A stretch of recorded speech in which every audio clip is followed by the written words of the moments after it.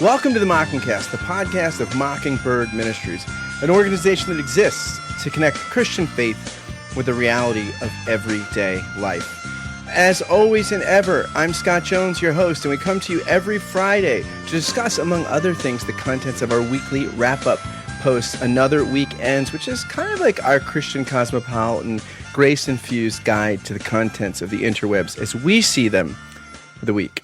In just a moment, I'll be joined by one of the usual suspects and one that's becoming more usual to discuss the contents of Another Weekends.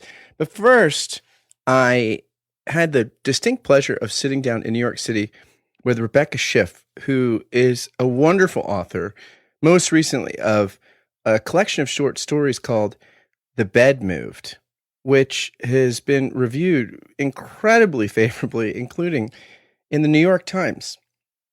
After that, you'll hear a new segment, a conversation with two of our listeners, Kyle and Liz Dupic. It's a profile in our listenership. Two listeners that live in Iowa. And then Another Weekends. And now, my conversation with Rebecca Schiff.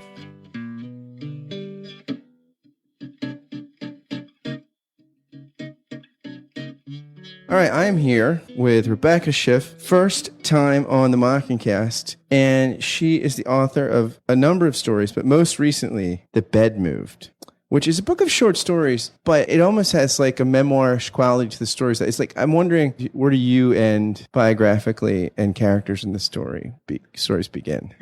It's a good question. I think it's the act of, like, when I write a story, I'll find kind of the voice of the story, and that voice, obviously it comes from me, but it's not, I think of it as separate from me too, in a way. And I think that I draw a lot on my personal experience, but for some reason, in order to do it, I have to know that the character is made up or is fiction in order to get to the places I get to. I don't know if it's a buffer or what, just leaves more room for the imagination. So do you feel like on some level, like the by fictionalizing your experience, like you're able to actually be more introspective? Do you have more access to some of your own story when you make it a story about someone else? Yes, I think you have different access when you make it. You find out things about yourself you may not have known, and that I personally wouldn't be able to access if it was memoir or nonfiction. I don't think I could access that stuff that way because I've tried to write personal essays, and they don't go to the same places as the fiction about other characters goes to. I don't think.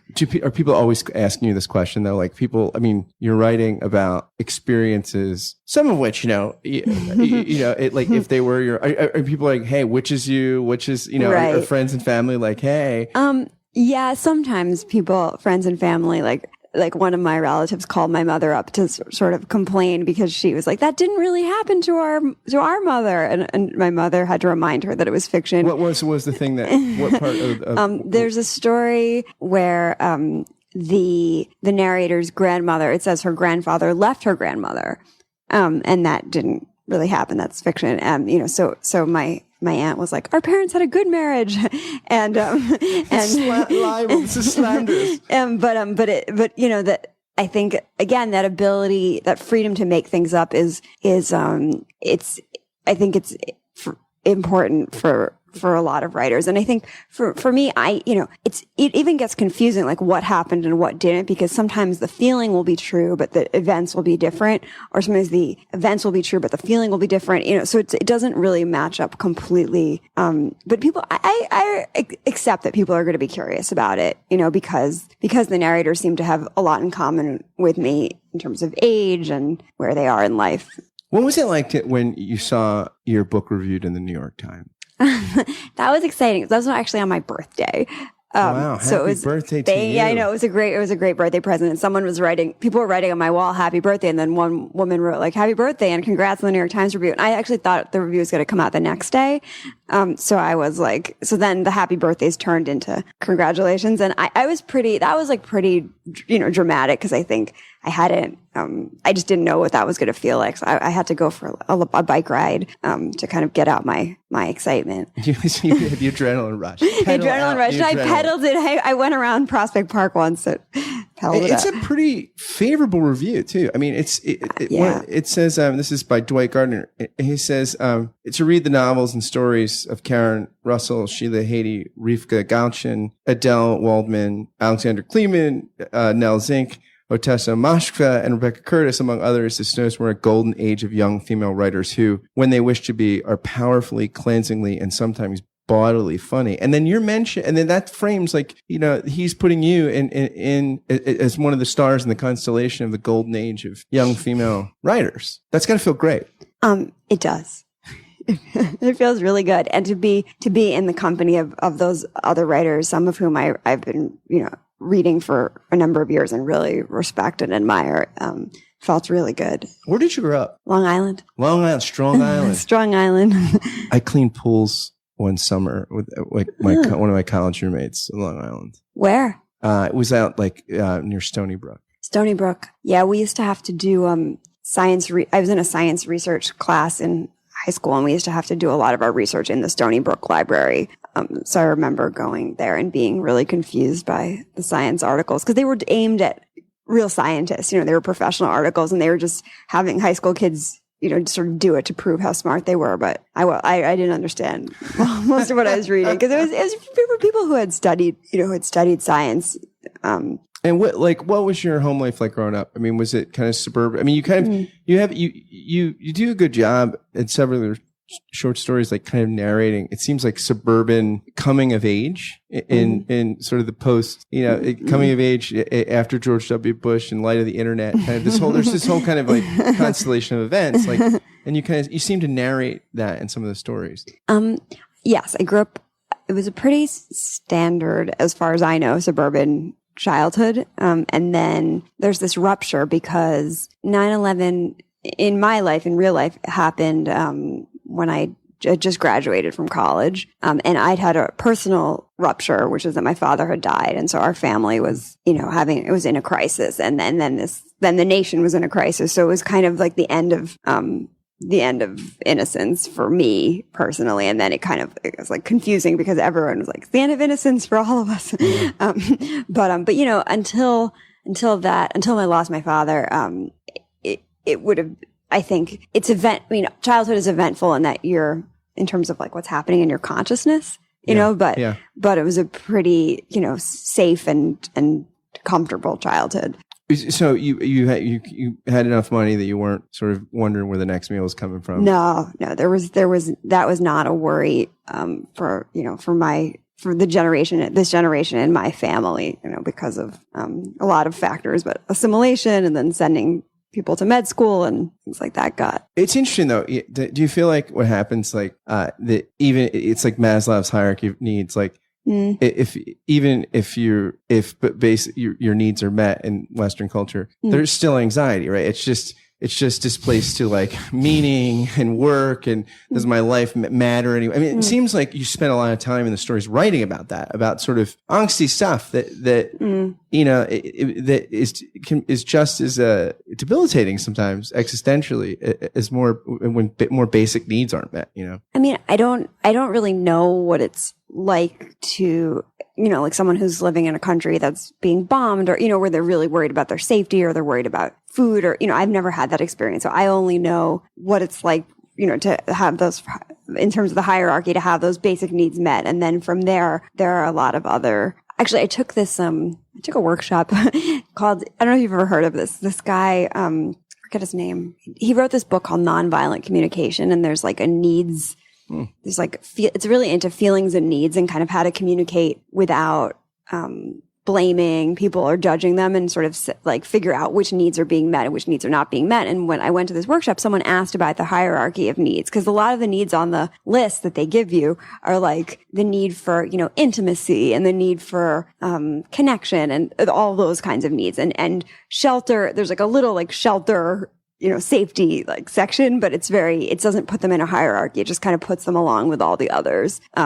So it's sort of interesting to, that makes me wonder, like, that the needs that are met, that even if your basic needs aren't being met, if the other needs are still present, like people might be hungry but still need intimacy, or I don't know, I'm just thinking about that. Yeah.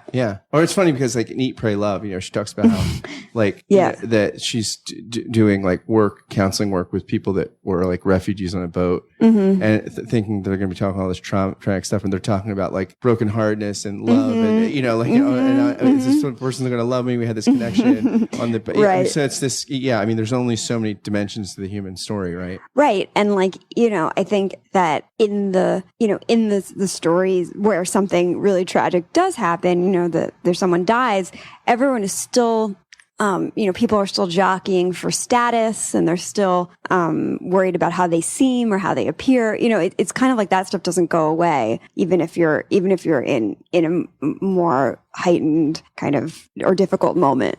Yeah. You write in one of the stories that how you kind of perpetually the character goes back home to fix her mother's computer perennially, and she's lost her husband.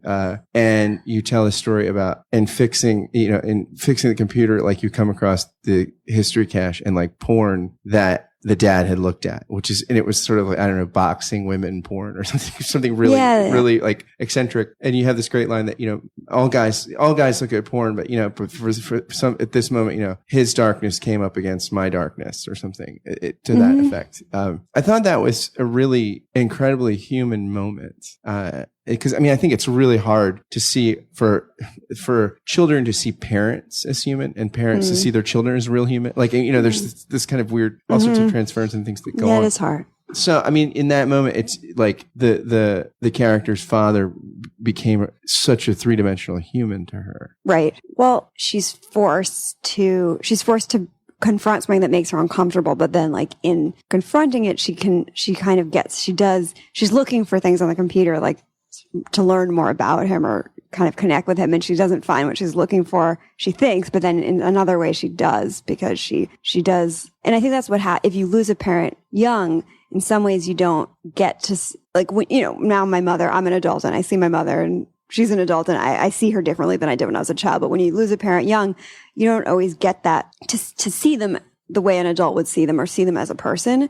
And I think that's something that's like a longing that we have, is to know our parents. Or I always had it, even when I was a kid. Like I always wanted to know about their childhood, or like sort of to know them. I don't know if you had that, wanted to, like, we're curious about your parents that way, but. Yeah, I think, part of it is we want to know our origins, right? Like, and their origins are part of our origins. Right. So it's kind of the primal sort of thing.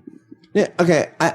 The genre you write in here in one review, I think it's called Slutlit. Okay. Right. Yeah. Now that seems so like strange. You write about sex, and sex is a part of young adults' lives in metro areas. But it's sort of like Amy Schumer says, I'm called a sex comic, and whereas a guy can just kind of pull out his genitals on stage and look, oh, that's brilliant. That's a comic. Yeah, that's a comic. Right. Is there like a sexist thing? Like, is there a weird double standard or something? Like, why? In reading your book of stories, it didn't seem to me that was a fitting title for the genre. Well, thank you. I do think there is a double standard somewhat, that when women talk frankly or openly about sex, that it's kind of like, whoa, she's like, look at her. There's a little bit of, calling her a sex comic, where it's really this. I think that because people are still getting used to this, because equality, there were great strides made in women's equality, and before in the 60s and 70s, and I was born in 79. So that's going to affect the way that like an Amy Schumer and a Louis C.K. may have very similar material at this point, and people are still kind of surprised by that, but they shouldn't be, because this is the impact of it, of those of feminism, kind of, is that female children grew up kind of being treated more the same way, and being able to talk about, be open in the same way. So I didn't notice while I was writing, like, oh, I'm writing this book that has so much sex in it. I knew people would notice it though. like I was aware of that, but I didn't think like I'm doing this on purpose to make a point. It's just I just thought I was writing about life, I guess. Do you like, okay, so is it, do you have a boyfriend, partner, significant? A boyfriend. So, okay. So did you have one when when you were writing this book? Is it? Some of the time I had one, and then some of the time I didn't, because it took a few years. Because I'm just imagining is romantic part, am I in this, or what is it? Or ex-boyfriends, like, is this guy, is any of this based on me, kind of thing? I've had guys I've dated say they're a little afraid that they're going to show up. The expose, tell all. And I think that's normal, to be kind of nervous. But I also think that, again, because so much is filtered through the writer's like lens and through their whole process, that by the end, it's words on a page. And so even if a feeling or a detail comes from somewhere recognizable, I would hope that my partner felt, secure enough in our actual real live relationship. Like, probably the things that, I actually say to them as me are what matter more to me than whatever the part of my brain that makes fiction matters in terms of our actual relationship. Or any of your exes like, why isn't there more of me in there? Well, that's interesting. Is like some people, like I've heard that happen to other writers, that people get upset when they don't show up, when they don't recognize themselves. So it's a really sort of fine line to walk, and people will always say like, you should write about that. Like if I tell them, if I'm telling a story like at a party or something, and I can't just like write something because it sounds like a good story when I tell it. It comes from a place that doesn't, isn't as clear as that. Do you think that like, with like Tinder and just the number of online dating, do you feel like there's a sense in which people are just more casual, not just with sexuality, but just with, like, I have so many female friends who are like in their 30s who are dating and more female friends than male friends. What? Dating? Yeah, I feel like there's more. Yeah. I think I do. I think I actually do. Why is that? I don't know. I think most of my male friends, a lot of them are relationships. They're in relationships. Are there just more women? I don't know. What's going on? Yeah, because I noticed that too. But the whole like ghosting phenomena, where like a guy will like go on a couple dates with them, they'll be sexually intimate, and then they're just gone. Like, and there's no, and I wonder, like, I wonder how many guys that are really like players, right? Before Tinder, like, I felt like you had to have a kind of confidence. You had to be, you had to have a rap. But now it seems like there's a sort of technical precision to it. You don't have to fear rejection because you swipe, and through the swiping algorithms and everything, finally. So like, I feel like people are just, there's more, it almost seems like there's more, like Martin Buber, Jewish philosopher, the I thou is how you should be, but in the worst kind of relationships are I it, where somebody treats you like an object. And do you think that like some of the technology, the intimizing our technology and technologizing our intimacy is making dating like a more of a minefield? I mean, I hadn't really dated much before the technology, I remember there was nerve.com, and I was pretty young when I got to New York and that already existed. It's definitely, the swiping is relatively new, it's a few years old. And I think it's faster. Like, I think everything is kind of moving faster, but it kind of goes, I think the good thing about it, in some ways, if people aren't as afraid of rejection, that's good, because a lot of times insecurities and fears of rejection will cause people to behave sort of badly. Yeah. So if they feel like, okay, I can go back online and like find somebody else, like they might be able to handle, men and women might be able to handle rejection better. Though I know people get upset when ghosting is pretty traumatic, I think, being ghosted on. And so people still get upset about that. It just happens so, it amazes me, like, just how often it happens. Yeah, yeah. Or like, people saying like, I had a friend who like, this guy would leave her house and then she's checking his Tinder, his location or his distance, and she knows where he lives. He lives like a half mile from her, and then and all of a sudden he's 6 miles away. So like, it's just, wait, she can see his location? She could tell how far he was. It says like, because it like somehow like there's a so. Oh wow. Yeah. Yeah, I mean, it's kind of crazy. I once got an apology from someone who had, I guess, rejected me after we'd, dated a little bit. And he was like, it was like a Martin Buber. It's like, I didn't treat you like a thou. Oh, wow. Yeah. What a nice guy.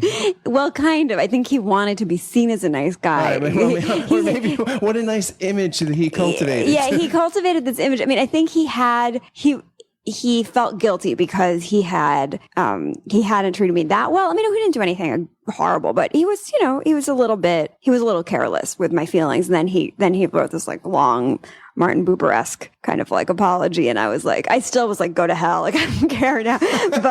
But then I felt bad. I was like, all right, he's trying. I'll try to accept that apology. Cause I think being able to forgive people, and it is a big step in kind of growing in your romantic life, and just kind of moving on and saying, okay, like that happened, that was bad, but I'm not going to internalize it. And, I think that takes a lot. That's the big challenge of it, almost more than finding someone else. Oh, absolutely. I think that the kind of love it takes to connect you and the kind of love it takes to stay connected are really different, because it is the forgiving kind of love. It's interesting. There's a theologian, Miroslav Volf, who says that, basically in human exchange, that like, basically if I take something, stealing, without regard, that's like theft, right. That's a violation. And then most of life is actually lived of exchange, where, hey, you might get a good deal. I'll give you $10 for this service, or 20, and maybe, but even if you negotiate a good deal, it's not stealing. There's a reciprocity there. And a gift is something where it's unilateral and nothing in return. And he says that in the level of interpersonal relationships, revenge is like theft. So you've hurt me, and I'm going to hurt you with no regard for, how the measure, relatively giving back and taking. And he thinks that like justice is roughly exchange, and then forgiveness is a gift. I like that a lot. Yeah. Forgiveness is a gift. Justice is roughly exchange, but forgiveness is a gift. Yeah. Yeah. That's so revenge is theft. Justice is an exchange, and forgiveness is a gift. It's a gift. Yeah. I think that's beautiful. I like that. Don't you think that we are like our best selves and best to our lovers when they've forgiven us? Like when they treat us, there's this old 16th century Reformation term, imputation. And it's only ever used negatively now, right? Like you imputed bad motives to me. Right. But there's a positive use, like like in Les Miserables, where the priest imputes to Jean Valjean a better reputation than he has, and says, I told him to take the candlesticks. And he creates a new man by treating him as better than he is. I feel like that's true with teaching. Like if you treat the student like almost like they're, you expect the best from them, you make them into a better student. And if you expect them to be a bad student, you make them into that student. And I think that it's probably true in relationships too. Like if you expect your partner to fail you, they probably will, or like if you impute that to them. And I also think if you forgive yourself, you're going to treat other people better. It's so, there's a lot of this, there's a lot that goes into this thing that you're talking about. So can I ask you to read something from your book? Absolutely. It was one of my favorite parts of the book. You conclude it with this beautiful 2-page story called Write What You Know. Okay. So could you read it? Sure. Our listeners can't see that you're holding a microphone, so it might be, I don't know if it's agility wise. There we go. Okay. All right, you got it. Write what you know. I only know about parent death and sluttiness. What else do I know? I know about the psychology of Jewish people who have assimilated, who dye their hair, who worry about bizarrely specific allergies. Does the migrab have soy sauce? The migrab is fine. Melissa had it last time, and she was fine. I know about liberal guilt and sexual guilt, and taking liberties sexually, even though I haven't actually done any of the liberties I know about, except once something with a very small dildo. It hardly counts. I know about unrequited love, and once love that was requited, but not for very long. I know about baseball. It didn't take that long to learn it. I know about relief pitchers and which guys switch hits. When guys know other guys, they know something I'm left out of. Guys know about towels. Towels are a big part of how they know each other. In the locker rooms where they only use each other's last names. The first name is what the girlfriend calls them when she calls them. She's got a ponytail. She's got boots. She's got chlamydia. No, she doesn't got chlamydia. She's got a mom and a dad and a bathroom at home with a rug on the toilet seat. She's got a ponytail. I don't know about the rug on the toilet seat. Jewish people who have assimilated rarely keep rugs there. They won't hang a flag. They will get a tiny Christmas tree with irony, or a bigger Christmas tree if they are more serious about assimilating and less serious about irony. I know a girl whose parents ruined her. They had a tree. They even had a wreath. My friend knew how to play the piano and how not to eat any meal except breakfast. And eventually she knew how to trade stocks and then how to give up trading to start a food blog for former anorexics with recipes. And then I didn't know her anymore. I know how to lose a friend for not caring enough about Unitarian Universalism, and how to lose a friend for not attending her adult bat mitzvah, and how to lose a friend for telling her to dump her Catholic boyfriend. Not because I abhor Catholicism or think it is the worst religion, but because he is dumb. I know how to get that friend back by telling her it's none of my business if she wants to marry a dumb man, leaving out the word dumb, to get her back by apologizing for pretending to know things I can't know, saying that only the two people inside a thing can know how dumb each other are, to get her back by waiting until she knows what I know and I can stop pretending I don't. That's beautiful. Thank you. You're a really great writer. Oh, thank you. Your prose is just really elegant. Thank you for reading. You have this story in the book about this guy with cancer who's like a cancer blogger. Mm-hmm. And the main character of the story is sort of like, this is so weird. And like, he's smoking his cancer weed for the pain, and we get the cancer bracelets, and we're liking, and his whole life is on his blog. And you're talking about how sort of the World Wide Web, right? It becomes just a web. It's not world. It's not wide. It's actually more insular, and it's just a web that kind of ropes us in. And it's these kind of like, we have these self-curated pictures of ourselves we put in social media. Right. And it's like it's almost like when people say, oh, there's more, there's more to that person that meets the eye. It's almost becoming like, no, there's probably less to that person. Right. Because that meets the eye. At least it's a good line. Yeah. There's less to that person that meets the eye. Yeah. Well, it's funny because, this past in New York, it's been so hot and gross the last couple of weeks, I think in Philly too. Oh gosh, it's an oven. So and people are posting these pictures like on Instagram, they're in Maine and they're like in Europe and they're just like all these beautiful places, and I just feel like finally last night I took a beautiful picture. There was a pretty sunset. I was like, Brooklyn's pretty too. Like I want but I haven't been feeling that way at all about it. I've been feeling really like down on it because the weather's been bad. So it's just interesting that I curated it and like made it look good for people who aren't here, and I thought about that. What if I just took a picture of like garbage night, right. This is my real life, my unfiltered life. It's my unfiltered. So, what will you write next? What are you working on? I am working on new stories. So hopefully they'll become another collection. And one day I hope to have a longer work, but I don't know what it will be yet. Well, when you come out with a new collection of stories, will you come back on the podcast? Absolutely. It's great being here. Thank you so much, Rebecca Schiff. And the book is The Bed Moved. It's a great book of short stories. And please, listeners, go out, buy it, click on Amazon. You can have it in like a day, and you won't regret it. I'm broke, but I'm happy. I'm poor, but I'm kind. I'm short, but I'm healthy. Yeah. I'm high, but I'm grounded. I'm sane, but I'm overwhelmed. I'm lost, but I'm hopeful. Be there. And what it all comes down to is that everything's gonna be fine, fine, fine. 'Cause I've got one hand in my pocket and the other one is giving a high five.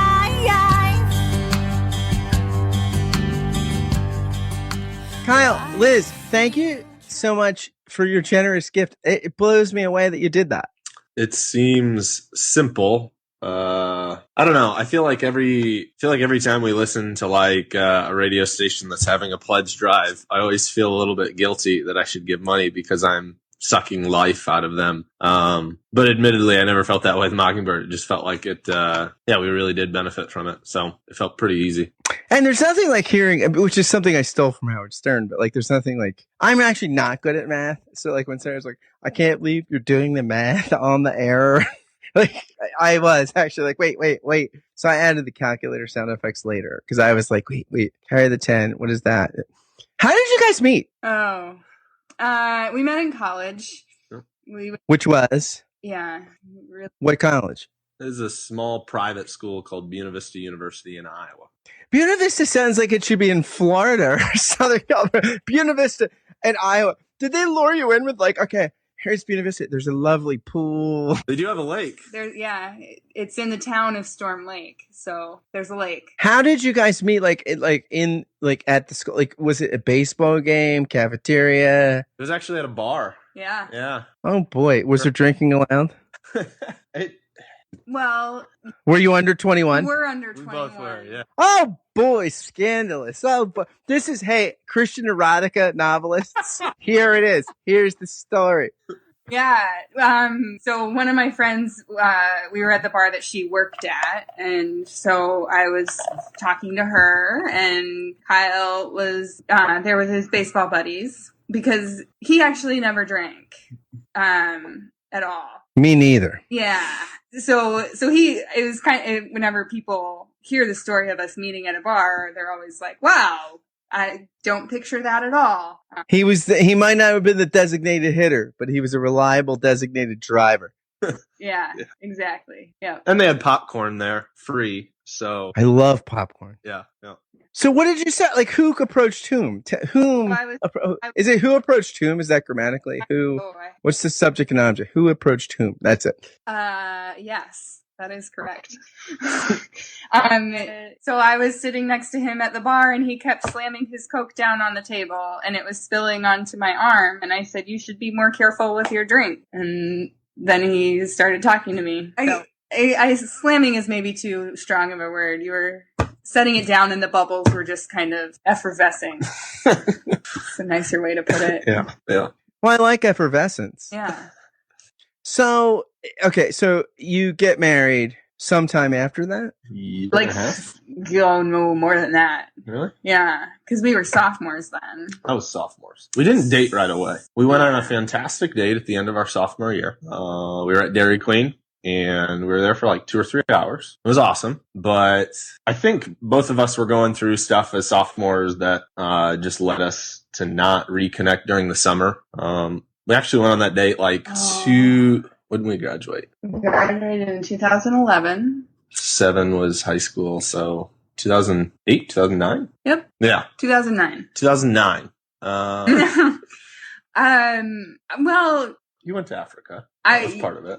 Yeah, I took a biology trip to Africa. And then my friends that were also baseball girlfriends who knew about Kyle didn't think that we would get along really well. And to be fair to them, the things that Kyle was working through that summer.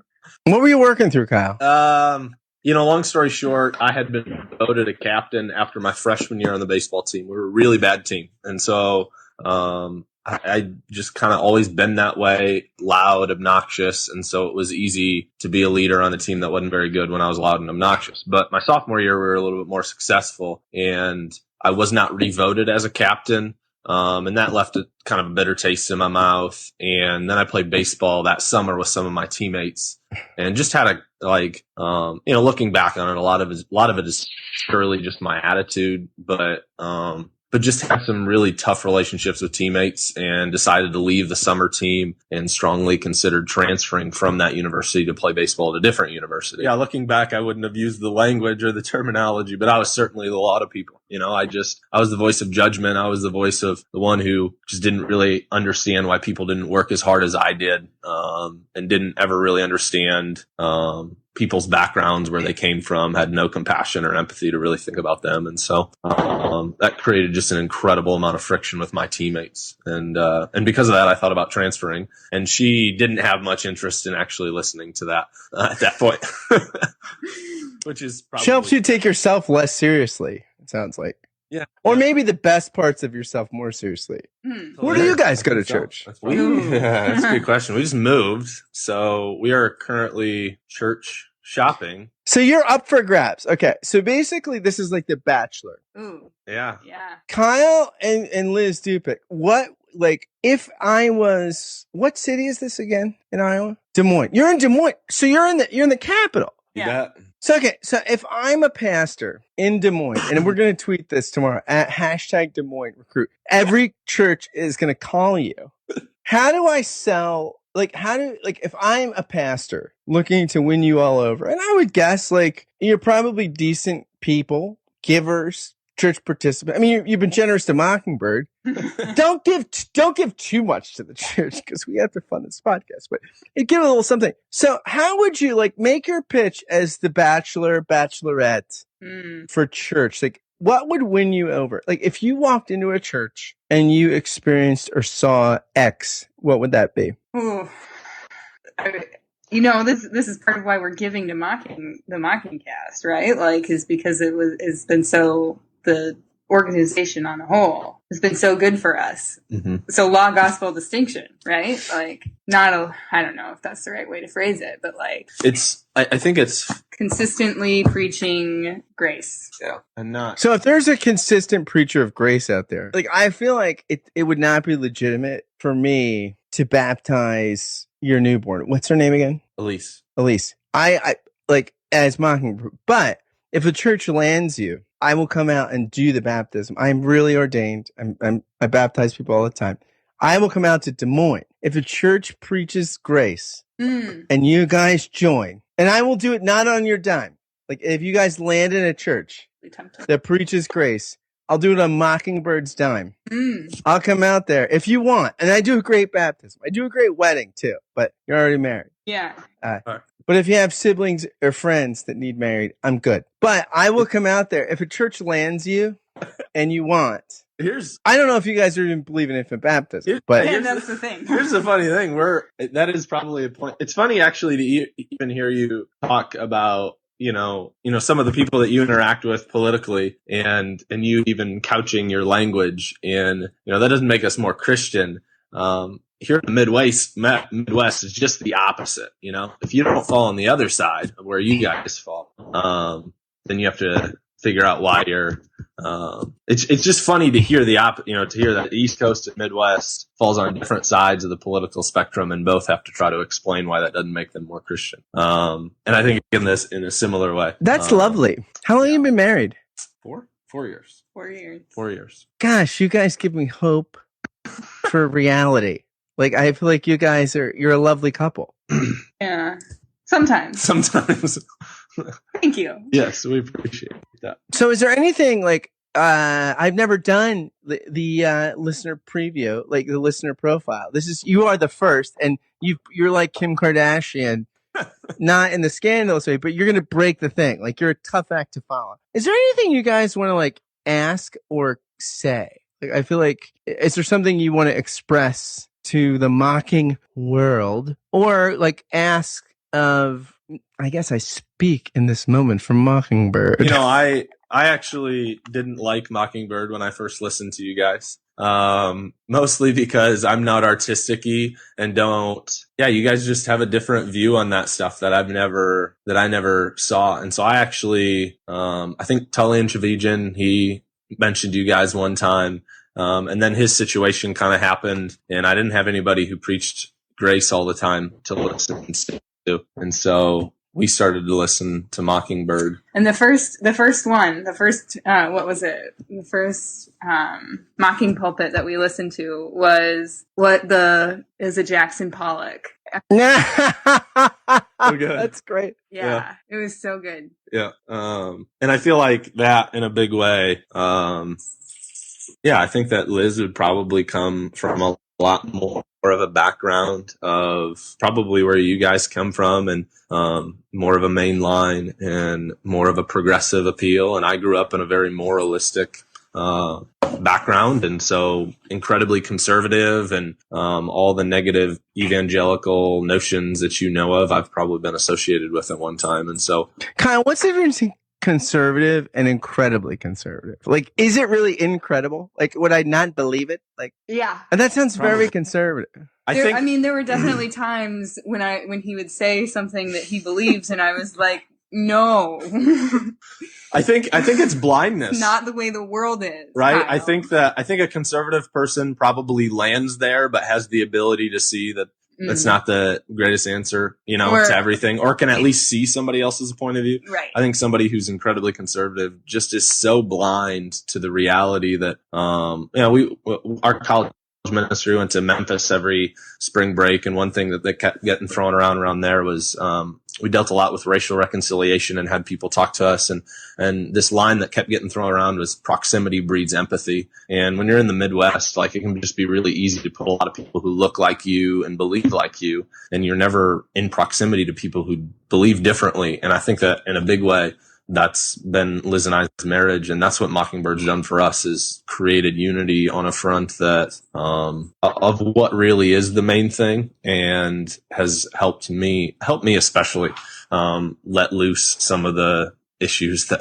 really probably shouldn't be fought for as hard as we do. Well, that's the thing, man. That's the biggest thing we've learned from Mockingbird, is not that I don't think we have any answers for how to have a good relationship or why things have worked well between us. I just think that Mockingbird has helped us sit in the difficulties of marriage and the difficulties of life, and be willing to kind of accept that and know that things are okay. Like, things don't have to be perfect, and that God still reigns in that, and he's still really, actually, probably more beautiful in that. And that's been far more joyful to walk in day by day. Why don't you guys, would you come to New York next year? We are really wanting to plan on it, and we're trying to make sure it happens. That will probably happen.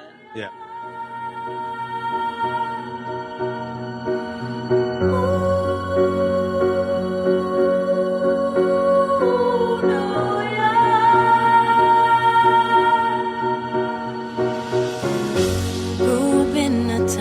As famous as a place of movie scenes. Noise is always loud, there are sirens all around, and the streets are mean.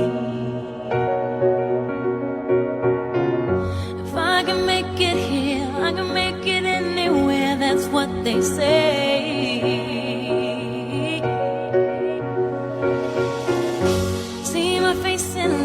My name on monkeys found down on Broadway. Even if it ain't all it seems, I got a pocket full of dreams, baby. I'm from New York, concrete jungle where dreams are made of. There's nothing you can't do. Now you're in New York. These streets will make you feel brand new.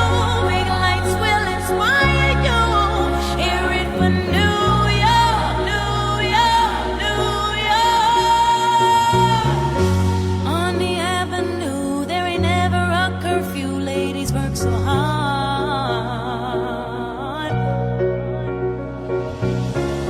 such a melting pot on the corner selling rock. Preachers pray to God, and the gypsy cab takes me down from Harlem to the Brooklyn Bridge.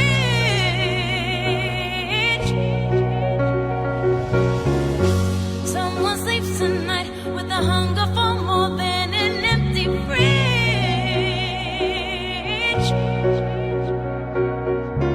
I'ma make it by any means. I got a pocket full of dreams, baby. I'm from New York, concrete jungle where dreams are made of. There's nothing you can't do. Now you're in New York. These streets will make you feel brand new. Big lights will inspire you. All right, here we are on the Mocking Cast. Yet again, another week ends and another Mocking Cast begins. Joined by one usual suspect, David Zoll, the animating force of the zeitgeist of all we do. What's going on down there in Virginia? Just animating away, as I do. You look animated. Your hair's you're like 2 weeks away from a haircut, I can tell. Or maybe a week. Yeah. You're coming out of the gene reduction, long hair, svelte face. You look great. And an unusual suspect, although becoming a semi-regular here. You're going to move from guest starring to just starring. I don't know about that. Sitting in for Sarah Connor. You have huge shoes to fill. Huge. I mean, you filled big ones last week, even bigger this week. Jeff Holzclaw. Well, thanks. It's great being here. I would like, because David has this like opening theme that you always say, the animating zeitgeist. He's like a closer. You should have like theme music, like when the closer comes in for baseball. You should have like a little theme song, like every time you announce his presence on the show. I'm just hearing, I'm hearing something. Yeah, this is not doing good things for my spiritual life. See what I like? I like suggestions. Yeah, I'm here to help. He's a gamer. He's a franchise player. He comes in at a guest spot and is making suggestions for improvements. That's the kind of player we like around this team, baby. So, thanks for listening, everybody, and thanks for your generous. Again, I've been overwhelmed by just responses to financial support, and also for people writing reviews, and just overall enthusiasm and generosity with your gifts, your time, talent, treasure, and enthusiasm. So, thank you to our audience, and let's just get into the meat of another weekend. So, first off, David, what if we made this podcast more minimalist? Well, that would make us more fashionable for sure. Or maybe we're swinging back away from minimalism right now. But what an article, really fantastic article, appeared in the New York Times Magazine by a guy named Kyle Chayka called "The Oppressive Gospel of Minimalism." Now, if that's not like mocking bait, I don't know what is. Hashtag meta. Yeah, give it to me, Kyle. So it's I thought for sure that it was going to be another Marie Kondo kind of takedown, but it's not. In fact, it's a pretty, sophisticated look at how the word minimalism has changed and what it used to mean. And when it was originally introduced by artists in the 50s, it was really trying to pare down what you were seeing as a viewer, so that your interpretation, your associations could be as large and as unlimited as possible to control. It seems like originally the idea was not to control, or to control as little as possible, and to see kind of what came away from that. And then now it is really flipped in a way, and become about a very specific understanding of the world. And he talks about how minimalism, meaning people that are trying to throw out everything and saying, I don't really aim to own anything, and that I just have my smartphone and my iPad and my keys to my house, and that's it. There's nothing on my walls or whatnot. That is a response to maybe overindulgence and the feeling that people have too much stuff, but it's also a very privileged response, because it means that you sort of have a safety net, that you don't have. Is that paint on your hand? Why, yes, Scott, and it's white paint, because we've been making our house a little more minimalist. Are you whitewashing your identity? No, we got a baby on the way, so I'm sorry, I didn't mean to interrupt you, but I just because I thought everything you were saying was zen and profound and spiritual feng shui. But when you lifted up your hand, it was. So again, this is an audio podcast, which everyone knows because they're listening. But David, we do it video, Skype, and once in a while, like Sarah's bathrobes. I mean, basically, Scott, describe for us the very nature of that hand that you're seeing. I mean, really get into the paint on the hand. Well, I think his hand is average size. Like it. I don't know. He's got 5 fingers. I've got nearly Costanza-like hands. Don't you think? Hand model. Okay. Enough about that. Let me just get back to this, because it is really interesting. They talk about how minimalism has really come to be a signal of privilege, but also not only is it a response to our anxiety, it produces anxiety, meaning paring down, trying to make your life less complicated, less frayed is a response to the anxiety. But in fact, it creates new anxieties, meaning like Kyle writes, do I own the right things? Have I jettisoned enough of the wrong things? What if I don't have the right things? You see, I guess there's a famous picture of Steve Jobs in the 80s sitting on the floor in a completely empty apartment. So it's a really interesting way that how something that is initially meant for freedom becomes oppressive, and oppression becomes freedom again. Over and over and over again we go, and sort of we're on this cycle.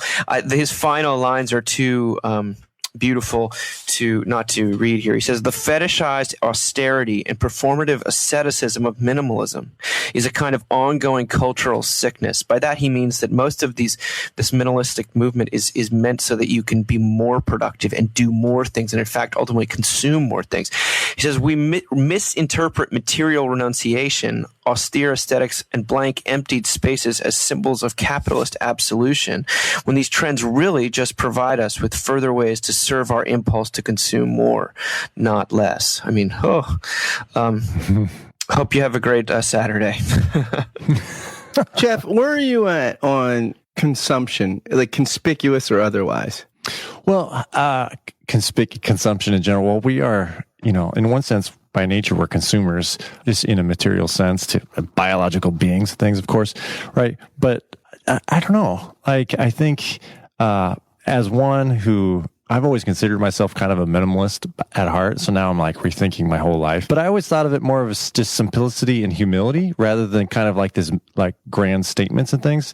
So, but I guess I view these things a lot like Zizek does, the political philosopher and critic of capitalism, where, all these kind of protests against capitalism and protests against consumption just create an opportunity for another niche market to then be exploited with more products and services for consumers.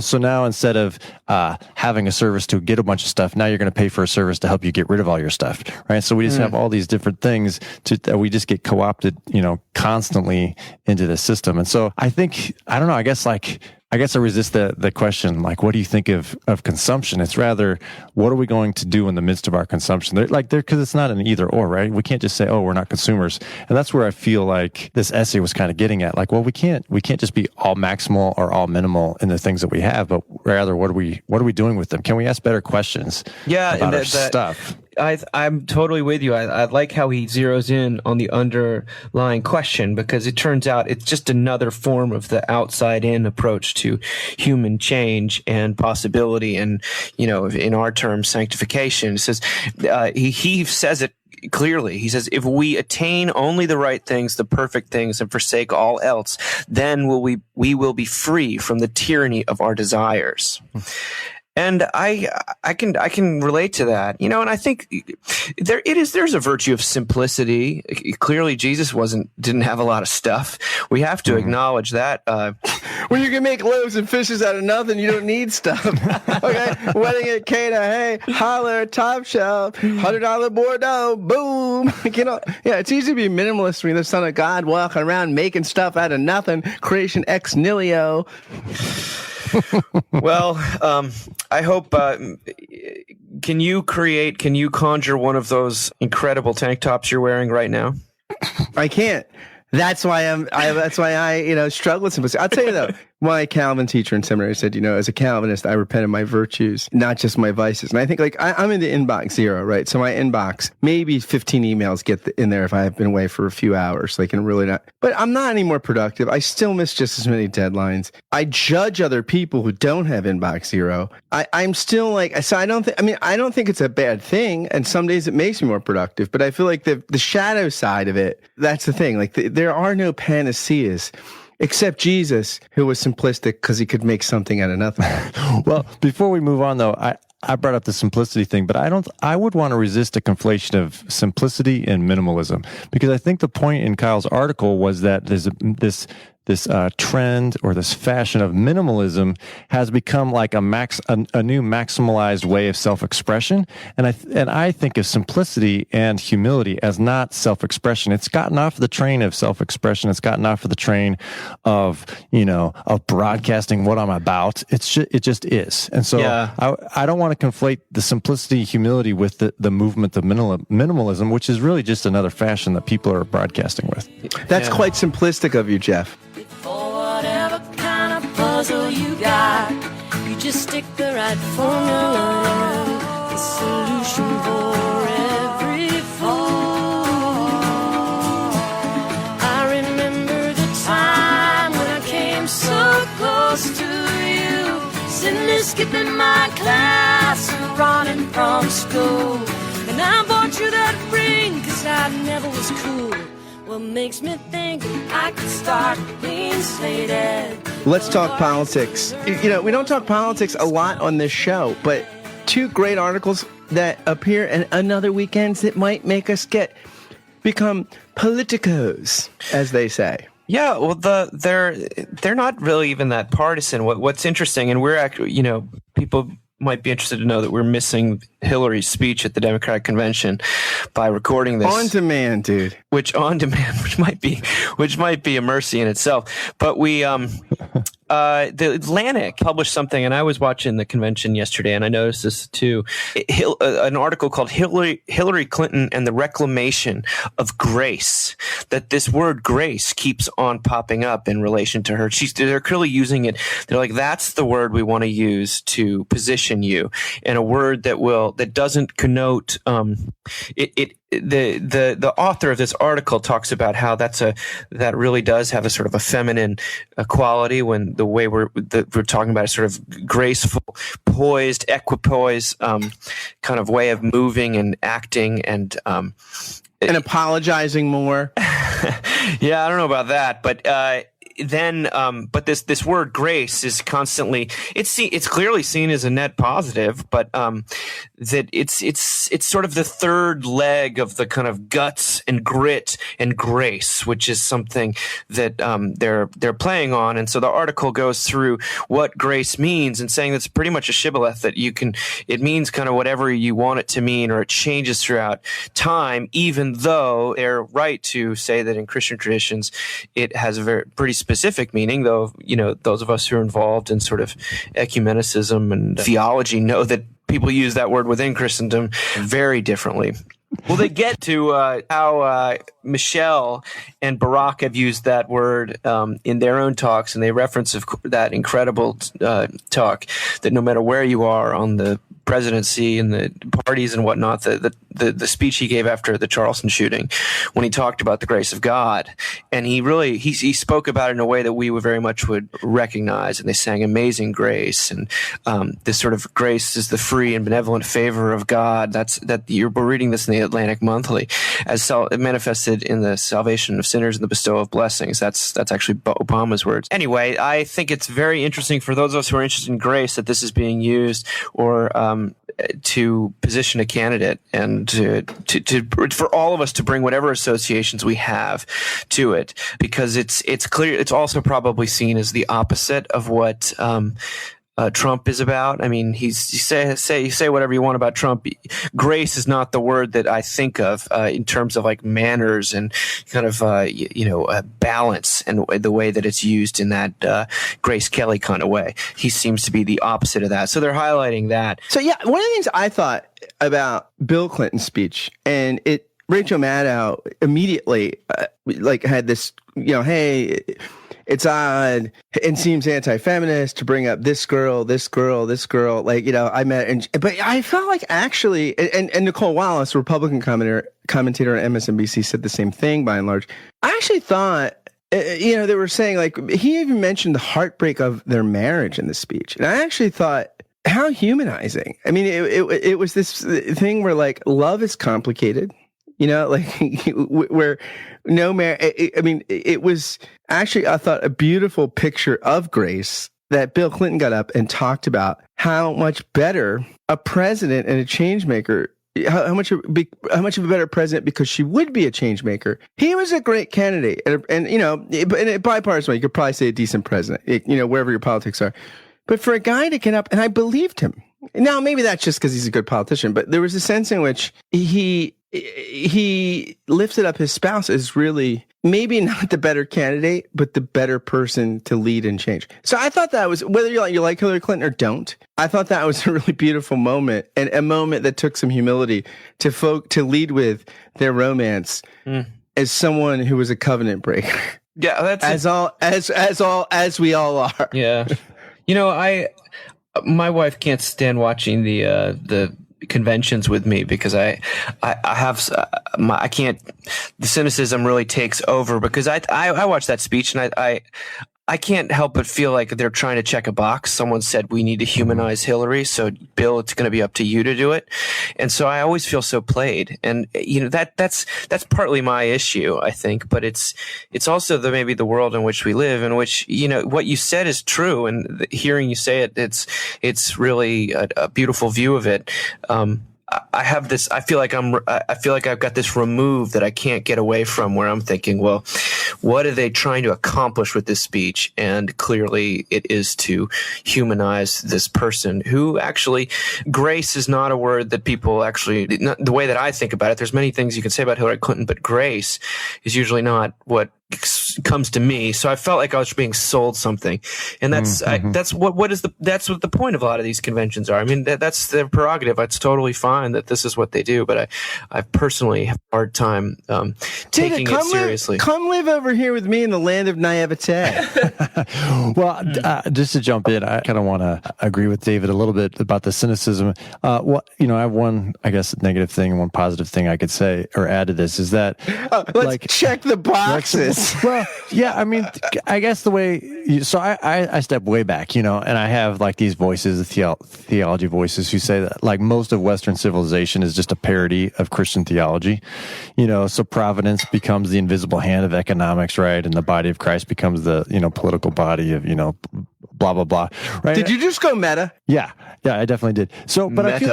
I feel the same way about grace though, is it's like, okay, well, we're just going to take, you know, this thing that has all sorts of meaning to all sorts of different people, generally positive, and we're going to slip it in here, and we're going to kind of use it to our own, you know, purposes, and, you know, we'll humanize, you know, with these different speeches and things like that. And so, you know, but then I think like at the Annunciation, there's like Hail Mary, full of grace, you know, and there's like this sense of Mary and, you know, and certainly of Christ and the humility, you know, it's like if there's ever a woman full of grace, right, it's Mary, you know, and then it's like, and how is she like Hillary? You know, so for me, there's just this huge contrast, right?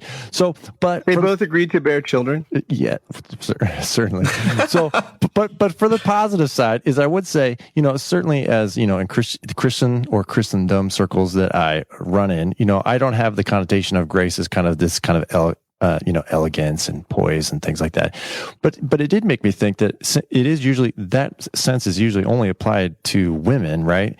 And but then I was thinking the kind of grace that we understand is very much kind of out of place also. So I was just thinking like, could we think of grace as kind of a feminine virtue of God? You know, and we don't usually think in those terms, but that's kind of what this kind of, at least in a positive sense, this article kind of turned up for me is, well, you know, grace doesn't really fit into a masculine world, which is why Scott, you know, you're saying that Trump can't be identified with grace because he's like, you know, the most archetypal masculine person. So anyways, those are some of the things that are bouncing around in my brain there. Matt Milner wrote a great piece for First Things a week ago called The Virgin and the Donald. And he talks about in it when Christendom collapsed and how tales of Mary as military general were slowly replaced with her extended Good Friday lamentation. And in part of the essay, he talks about Gregory of Palomalis' 14th century homilies, which we've all read, and speech reading. And, you know, we've all done our June reductions and are doing our beach readings. But Gregory says, you know, the signs of her rule are not that she has at her disposal crowns, such as the masses will never touch, nor choice gems, ornaments and fabrics, nor regal costume different from the attire of common people.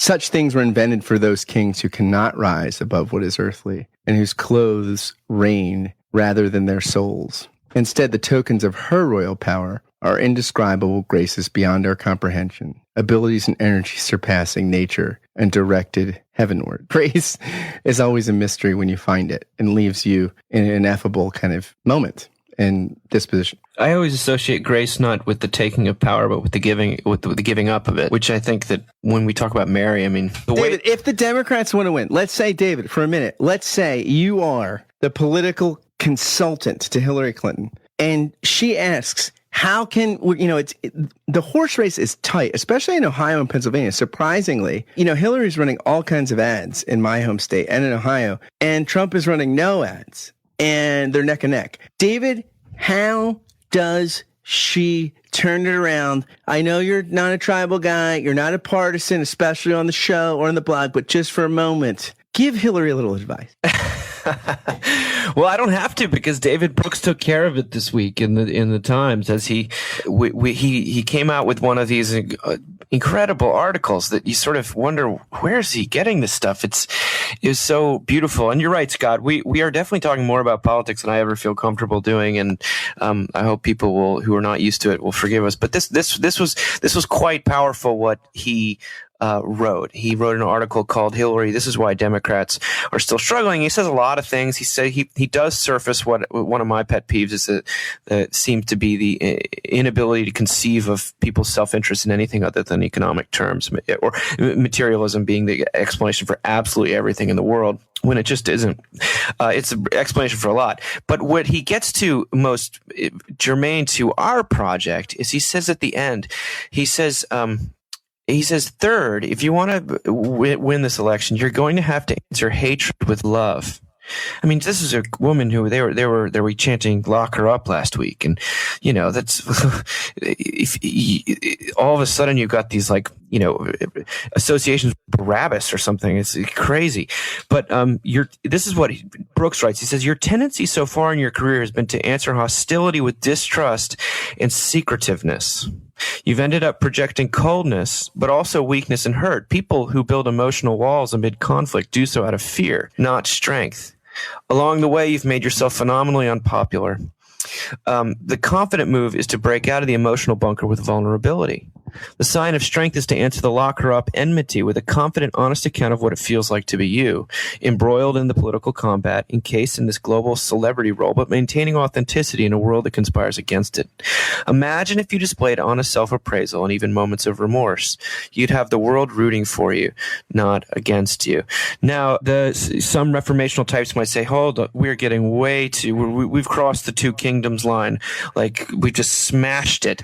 But you gotta say, meeting hatred with love. What is that? That is grace. And if we're looking for that, we're going to have to not look on Capitol Hill, I think. Outside of maybe that speech in Charleston, Brooks here saying something that's deeply true. And who knows? Maybe would that the whole world could meet hatred with love, not just Hillary or Donald, rather than with dukes up and with scorekeeping. Jeff, tell us how this fits in Augustine's City of God, Book 19. Well, I don't know exactly how it fits. There he's talking about, replacing justice with love as the definition of a city, of a politics and things like that. And at least that's how it's typically read. He's actually, I think, arguing for justice and love being kind of coterminous. And maybe that's kind of where you're going, David, is that, could a true politics be one where justice and love are united and not always pitted against each other? Or is that possible? You alluded to the two kingdoms view and, this kind of sense that, we can never do these things. Or Reinhold Niebuhr, his sense that an individual person could be moral, but societies are always immoral. Groups of people are always immoral. So you can't, throw out an ethic of love. You can just have an ethic of justice, something like that. So certainly Brooks is, hoping to at least dangle the hope that Hillary could do something more. But, I'm pretty pessimistic, that our political, life, our world, our system just can't, embrace that. And so it's great for people like Brooks and us and maybe others to advocate for these types of things. But I just don't see it happening. And so whether that means, Hillary's going to win or lose the election, I have no idea. But the sense of, of really leading with vulnerability, for those in power, it just seems like it's a total contradiction. And so so anyways, that's what I'm in with. So certainly, the there's hope and there's, the Spirit and there's, Christ and his kingdom, but I just don't see it. So maybe I'll be surprised. Yeah. Maybe it's easier for ex-presidents. Like in the sense of certainly. In my adult life, I've seen a few ex-presidents, and the great ones, I think, have been Jimmy Carter, George H.W. Bush, Bill Clinton, George W. Bush. I'm skipping over Reagan because he had Alzheimer's. Reagan, it was a tough thing to because Reagan didn't really have the space to be an ex-president because of health issues. But Barack Obama almost has early onset ex-presidency, in the sense of he's generally very gracious and self-aware and does a lot of inventory taking, sometimes publicly. And I think this is what's interesting. Maybe it's when you've climbed the top and all of a sudden you're alone because no one shared your experience except this room full of people. I was going to say guys, and it is guys, although, hey, glass ceiling might be broken. But it's strange how, all of a sudden, I heard George W. Bush in an interview a couple of years ago. They said, what do you think of word associates? What do you think of when you hear of Hillary Clinton? He said, sister-in-law, because he and Bill Clinton have become so close. And I saw, he and George Bush do a dialogue. And Bill Clinton says, hey, man, don't let him fool you. When he does that, goes into that Southern dumb talk. When he does that, I grab my wallet because this guy's sharp as a tack. He does that because he's trying to pull one over on me. And the way that, so maybe on some level, our prayer could be that whoever we elect, they would govern as if they were post-president. It sounds like the difference between parents and grandparents. Grandparents tend to be with their grandchildren just pure beacons of one-way love. They just spoil you. There's almost, unless you're with them every day, there's very little discipline, generally speaking. It's just kind of yes, and maybe the parent doesn't have that luxury. So. But I salute Brooks for bringing up the possibility or dangling it, as Jeff says. Absolutely. Because it is absurd and it does run against the grain of our. But you see celebrities or people that have really done heinous things. You see them apologize sometimes, and you can tell when it's just a publicist has gotten a hold of them. You can tell when they're really sorry, and I think that goes a long way. It always has the opposite effect of what people think is going to happen.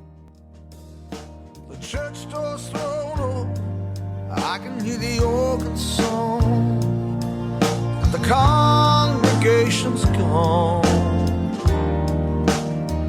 My city of ruins, my city of ruins.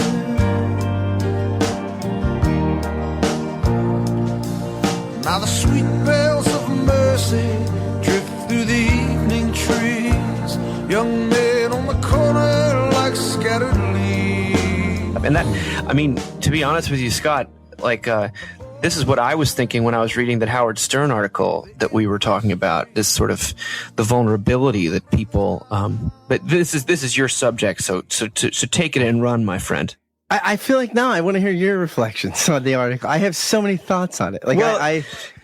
For those who've been listening, they know that Scott really he loves two things in the world, or three things. His wife Lindy, he loves the podcast Unorthodox, and he loves Howard Stern. Now, and our Lord Jesus Christ. Oh yeah, he's on there somewhere too.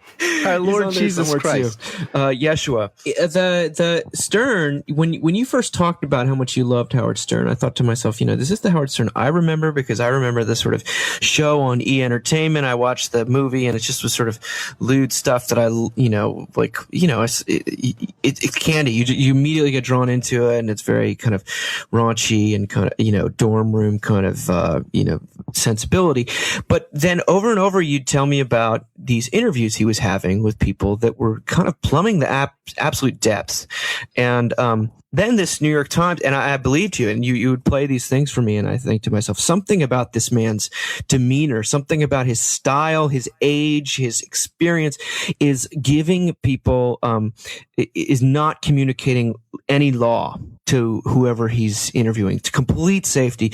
And then this article comes out in the New York Times magazine profiling him, and how there's basically this new cult following around Stern, where he gets people to say things that are real and vulnerable, and that in fact it doesn't. You see that there's a line in there where he says, no PR person in the world believes this, but if you're to actually hear someone speak from their life, what's been difficult, what their struggles are, at the end of the interview when they said, oh yeah, I came on to promote this movie, you all of a sudden want to go see the movie. It's this kind of almost accidental, gracious interaction that he's having with these people, where the way that we connect, the way that people experience love is always through weakness, and is never through kind of bluster statements.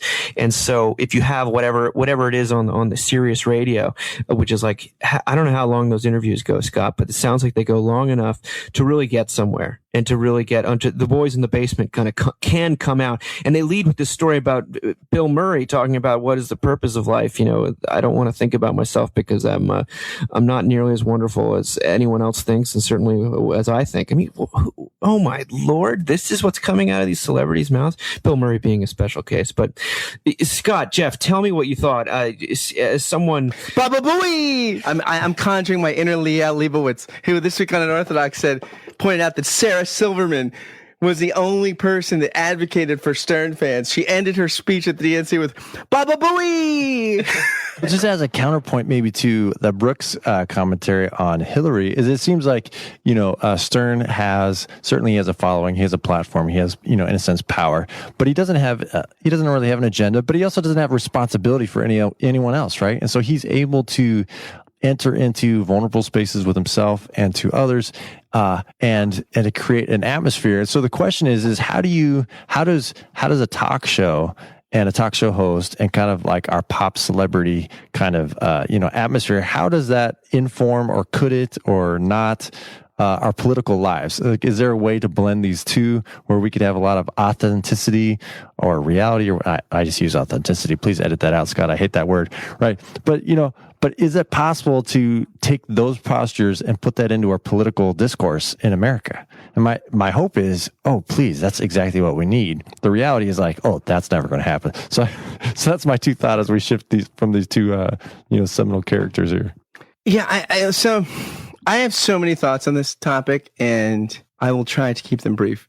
One thing is, I think first off, I knew about this article before it came out because he was talking about it, and he said basically they wanted to interview for him for the New York Times, and he's talking about it on the air. He's like, Robin, I'm like, I hate being interviewed because everything I say is on the air, and then it's a favorable piece, but then what am I going to do? I'm going to sit on there and say, oh, you think I'm a great interviewer?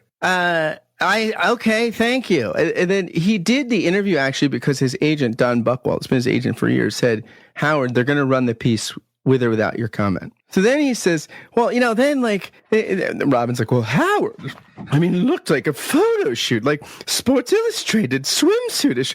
He's like, well, yeah, this is what happened. The guy says, and he's a perfectly nice guy dealing with an asshole like me on the phone. And I say, come in the night before.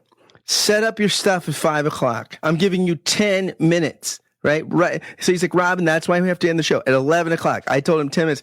I said, you can only shoot me from my right side because I'm so unattractive. What other side could I be shot from? And I brought my sports jacket. No, God, I'm going to have to. And this is a man who says that when he has sex with his wife, who's the former model, he turns all the lights down and backs out of the room so she doesn't see the cellulite on his posterior. So, so that's good to know.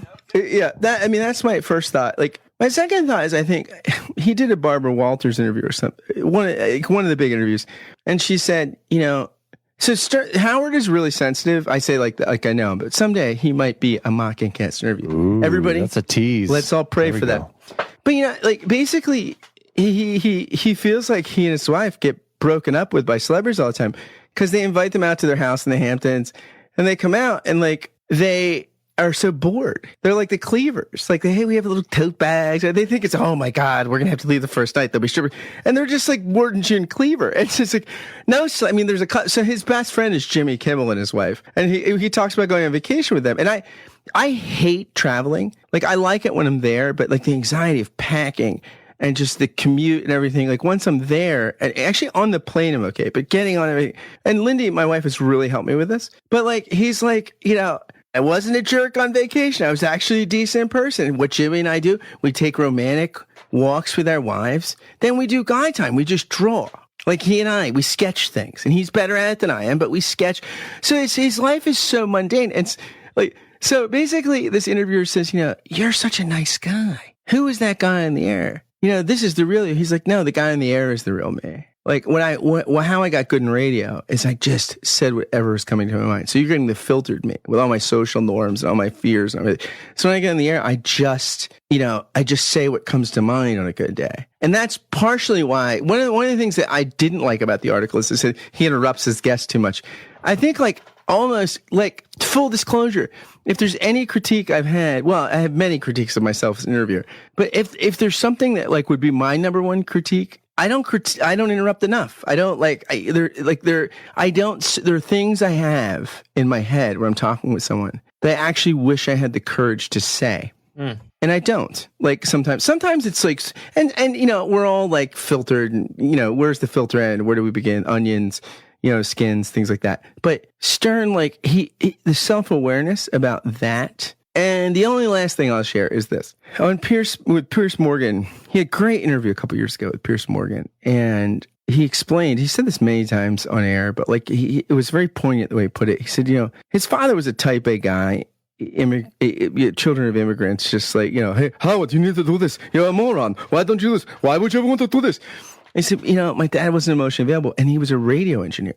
And he said the whole time we were in the car, he was always fiddling with the radio. And I thought, if I could get inside that box, he would love me. He would listen to me. And he said, when my movie came out at the premiere, my father looked at me and he said, "You're a genius." And Stern started crying. And so sometimes I think hey, we're all looking for the father's love, man. Everybody's got daddy or parental or mom issues in some sense. As Frank Lake would say, we're all have different issues with the source of being, which is God. Wow. And here I wanted to interrupt and give everyone a plug for Stranger Things from Netflix. Oh, Stranger Things is good. I don't know if Stern's watching. I could go Stranger Things. Stranger Things is amazing. Stranger Things is awesome. And if people haven't read what CJ wrote this week, Run, Don't Walk. It's so good. But good, Scott, you're making me cry over here. Baba Booey. Stranger Things, invite me on when you talk about it. I'm all for it. Thanks for listening to the Mockingcast. As always, you can find any of the content we referenced on our website, mbird.com. If you like what you heard, please drop over to iTunes and give us a rating, maybe even write a review, hopefully a favorable one. Thanks for listening. We exist because of the generosity and enthusiasm of you, our listeners and readers. Have a great weekend, and we'll see you next week.